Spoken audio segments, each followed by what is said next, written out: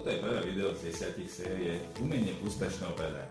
V každom dieli ti ukážem chybu, ktorú robia obchodníci a ja som ich robil, ukážem ti, ako to zmeniť na silu, takže poďme rovno na vec. Vieš, čo je najčastejšia chyba v predaji? Predávať niečo, čomu sám neveríš. Robia to aj skúsení obchodníci. Aj to tí, čo milujú svoj biznis, aj keď predávaš, že musíš, zákazník to skôr vycíti, ako to hovoríš prvú vetu.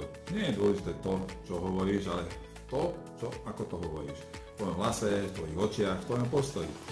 Keď tlačíš, tak z predaja sa stáva nátlak, lebo musíš. Ale keď si to vyskúšal, tie produkty, keď si ich precítil a veríš tomu, že fungujú, vtedy nepotrebuješ presviečať.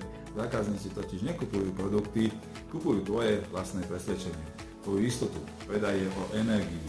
A buď je, alebo nie je, buď priťahuje, alebo odpudzuje. Ak si s ním istý a bojíš sa odmietnutia, zastav sa, spýtaj sa sám seba. Verím tomu, čo ponúkam? Ak áno, tvoje slova sa stanú nástrojom dôvery. Ak nie, pracujme potom na tej dôvere a potom až na tom predaji. Predaj nie je o skriptoch a o dokonalom prejave. Ak chceš vedieť, ako predávať vedome srdcom a s výsledkami, sleduj túto sériu Umenie úspešného predaja. A toto bolo prvé z videí, ktoré som pre teba pripravil ako sprievodcov. V každom dieli sa pozrieme na to, na časté chyby a ukážem ti, ako to potom premeniť na tvoju výhodu. Zdieľaj, sleduj a ďalší diel príde už čoskoro.